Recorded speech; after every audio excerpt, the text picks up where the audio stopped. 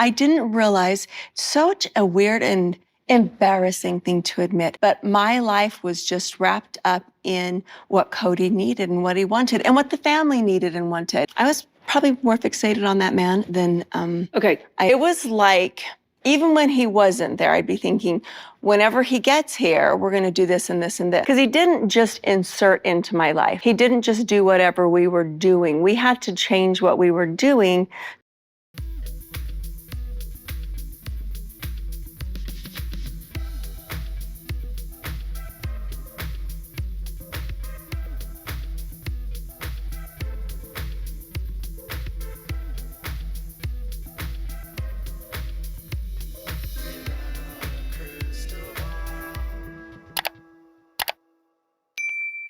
Hi, besties. It's Katie from Without a Crystal Ball. Christine Woolley is about to have like the revenge tour of a lifetime coming because her book, which is coming out in September on September 2nd, she's just got the book in the mail. She's going to start doing the audio recording of the book, and it'll be released to all of you where you can purchase it through Amazon or Barnes and Noble or Walmart or wherever, Target, wherever you buy your books. And her book is going to be going behind the scenes of, what her life was like and what her journey has been like since leaving polygamy and really leaving everything that she knows and unraveling and unpacking it. And really, she says that there's going to be stuff that she's never shared in this. And I know some of you guys are so reluctant because you're not sure how honest she's going to be. You don't know, what the truth will be. You don't know if anything new will be revealed. You don't know if it's going to be the blockbuster that you want. I think Christine is probably the most honest, at least, of all of them about what's happened behind the scene and the most willing to call out Kody and Robyn. But knowing that the book is about to come out and she's prepping for like all of the publicity coming of it, and she's about to start recording the audiobook, Kody and Robyn have a lot to worry about. But they also have more to worry about because now Kody has been ordered officially to pay child support. So we discussed last month that Kody and Christine had come to an agreement after going through some sort of mediation in their child custody dispute. And Christine had filed back in September of 2024 for child custody, paternity, parenting time, and child support. And after she filed, Kody then retaliated and he filed a counterclaim against her. And then they went to court and everything got really quiet and they kicked all the public out so no one could see what happened in court. Since then, all of their records have been sealed.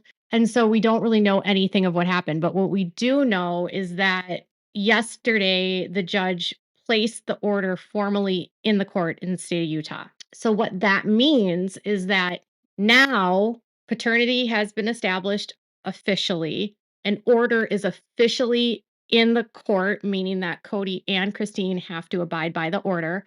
A parenting time agreement has been agreed upon and child support has been agreed upon. I wish I knew how much he was having to pay her a month. I honestly wish I knew because I am guessing that Kody and Robyn's income per month is of the hand to mouth kind where they spend as much as they make, being that Robyn loves to buy all of her dolls and Kody loves to buy $200,000 cars or $2 million houses or trailers or tractors or dirt bikes or ATVs. So knowing that Kody likes to spend a lot, I know that he's not going to want to, pay. And in this last part of the season, and even during the tell-all, Kody's unwillingness to really even talk about, his contributions to the children was telling. There was a point when Suki had, discussed that the wives were leaving him, and so they didn't have any avenue to get alimony or, because they were never legally married, or at least Janelle and Christine were. And they started talking about the finances as it comes to the kids. And Christine was made very clear that she has always had to pay everything herself for her kids. And then Kody seemed to get a little bit flustered. And he's like, well, well, we paid for cars and sometimes we paid for their tuition for college. I handled the cars. Yeah, they're $2,000 cars, Kody. Yeah, it's so much money. I suppose not everyone gets cars, but whatever. And he seemed to believe that because he gets a child a car, that's like enough for child support, given that the average child costs a lot, like a ton. I don't know how much they cost per year. Back in January, KUTV, which is a local Salt Lake City news outlet, they ran a story that there was a study done in by upgraded points, and it found that Utah parents spend approximately $18,800 annually to raise one child, or $34,000 for two children. It's significantly less than the average cost in other states. And cities and areas like Salt Lake City and Provo are ranked as some of the most affordable places for raising children in the United States. Well, so at least they're not in an expensive place. I would guess that if they lived in Flagstaff still, the cost of raising children there might be a lot more. But if you think about how much that is, and you times that by how many 18 years, the average cost to raise a child from birth to 18 years in Utah is $338,000. So, Christine, I don't know, they have a standard calculation for how child support is viewed. And in the state of Utah, whoever has the majority of the parenting time and who has once she gets more than 51% time, he would have to pay her child support. And then that's under a standard child support calculator. We know that they both have high incomes, obviously, because they're on reality television and she's got this book and all these other investments. But the fact that he was able to buy a $2 million house and he has all of this property and all of these assets, that's going to play a high role. And he's probably going to be paying her, I'm guessing, more than $1,000 a month for child support. And if she were smart, she would have asked him to pay her back for medical care, for Truly, and back child support. Because in the state of Utah, once you establish paternity, you can seek arrears for 3 years, I think 3 or 4 years. So she can go back. And what I don't know is that if she got arrears for her daughter Isabel, she should have. I mean, honestly, I'm still aggravated that Kody never paid for Isabel's surgery for her spine and her scoliosis. Kody didn't pay a dime. So either way, there's a formal order now in court, and that means that the judge and Kody will have an arrangement if he doesn't actually pay. So what happens in the state of Utah is that everything goes through the state, and then you can set up your payments through the state, and then they can actually take it directly out of your paychecks or your bank account every 2 weeks. And so with that said, people who don't pay and fall behind can end up getting liens on their filed by the court for back child support. Parents can be held in contempt. After you get over a certain threshold of money owed, you can be at risk of criminal penalties like criminal non-support. And that's a high burden, right? You'd have to get pretty far behind for that. But more commonly, what I have seen in Utah is, for example, Kevin Franke, who was the husband of Ruby Franke, who's now in prison after she did that horrible stuff to her children. She's in prison along with Jody Hildebrandt. When he lost custody of the kids because of her arrest, at one point in time, he was behind child support like $8 or $9,000. And so the state had an order out against him and a judgment out against him, and he had to pay them back. And so they set up this thing in the court, and then they do, I think, bi-weekly chunks that are taken out. So they garnish the wages. And then until you get to zero, it's closed. So that's one option of one way they can manage it if he falls behind. If he's smart, he won't fall behind and he'll just pay. Now, Kody's not always one to follow the rules, and he's definitely not one to abide by the law. So we'll see how this goes. But you'll be best bet to understand that Kody, even if this was a mediated agreement, even if this was something where he compromised on, he's not going to be happy, because he's not going to be happy to have to pay anyone anything. I mean, he is the one who mocked the women when they left him that they would go for child support. And he threatened Christine that if she ever went for child support, he would hire an attorney and take all of her money. So the fact that she went this route is amazing. So that's not good news. And interestingly, Kody was seen at an airport a couple days ago, and he looked all pissed off and he was alone. I don't know. He was in Texas, so not in Utah. And I don't know that he would have had to be in Utah for this to get filed in court. But he was traveling and he didn't look happy, according to pictures that were posted on Reddit. and he wasn't with Robyn. And the fact that they want different things, with Robyn saying she might want polygamy and Kody saying he's done. Some people are speculating that Kody and Robyn's marriage is on the fritz. I don't see that happening. I honestly don't. I think the only reason that Robyn would ever leave Kody is if they lost the money and they were broke, or after her kids are old enough and she doesn't need him financially. But I think as long as Kody is supplying her the money that she wants so that she can shop and fill up her house with creepy dolls, she'll stay with him and deal with whatever's that's going on with them.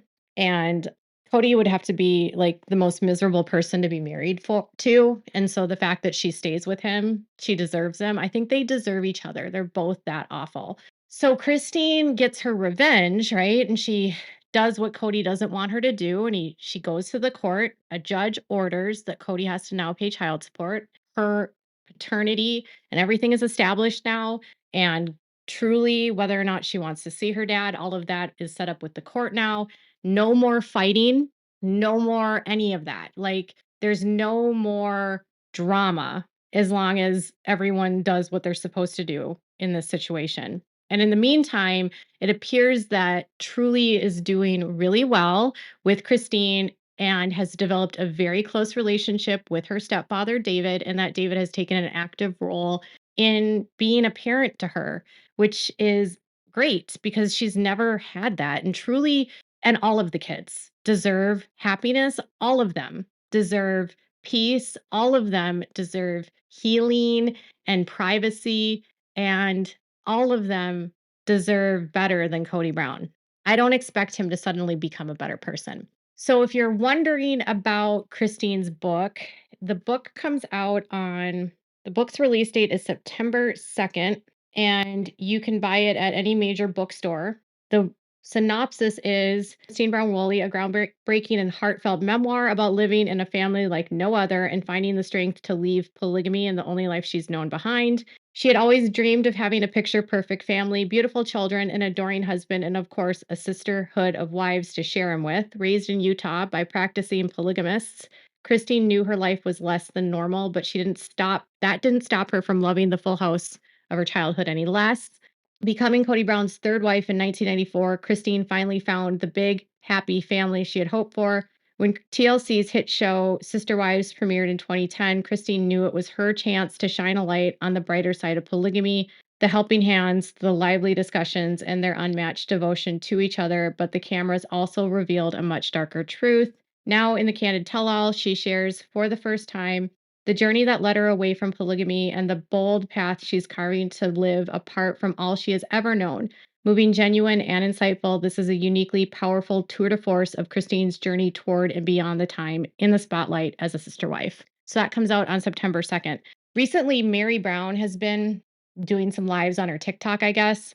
And I heard her talking about Christine, and I just wanted to mention this. But I think it's going to be interesting how this all plays out because Christine's book is going to come out. And I'm assuming there's going to be, from her point of view, what she experienced, right? And I'm sure that there's going to be other people woven into her story that may or may not want that story told, right? And I'm starting to wonder because I've noticed that Mary has been a little bit more hostile about Christine lately. And she was on a live and she was talking to this woman that does TikTok stuff. And she has a smaller YouTube channel as well. And she was saying, she just doesn't understand why Christine's always talking about Kody to her new husband. And, someone made a mention of that, well, they're on a show and they're forced to talk about that. And she said, yes, that's true. But it felt like Mary is still in this mindset that, like, you should still give Kody grace. You should still give Kody the benefit of the doubt. You should still, you know, let Kody be the father and, allow him to have his grief. And, why do you need to compare your relationship now to what you endured with Kody?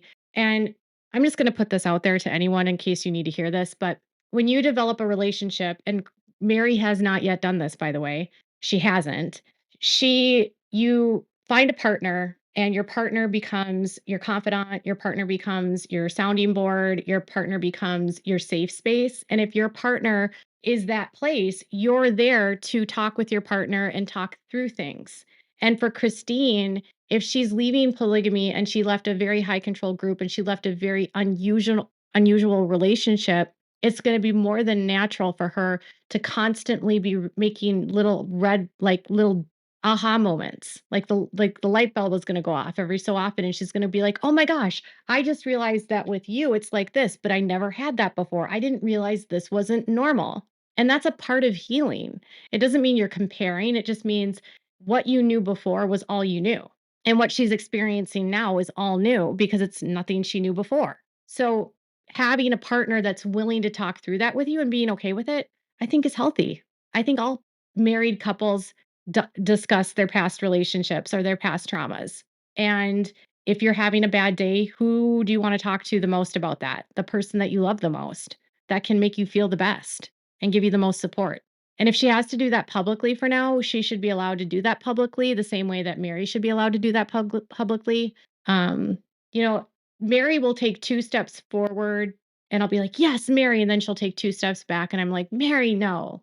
I wish that all of them could get to a place where they just don't have anything negative necessarily to say about each other, or if they do, don't be talking about it like it's a comparison, right? Like, commentate on what you know of Christine, don't commentate about what you see of Christine, I guess. Since she knows her personally, I don't. I can't commentate on what I know personally about her. And I don't judge Christine for using her husband as a sounding board. That's just me defending her. I think that David's a really good, solid person. And the more and more I've seen of him on the show and how he defends her and how he's supportive of her, I think he's a good guy. That's my opinion. And I'm glad that he has stepped up for Truly because Truly deserves to have a father. So, what do you think Cody and Robin are doing today now that they have money and bills to pay? Tell me in the comments below. Make sure to give this video a thumbs up. Make sure to subscribe to my channel if you haven't subscribed and click the bell so you never miss a video. Thanks so much for watching. Bye, guys.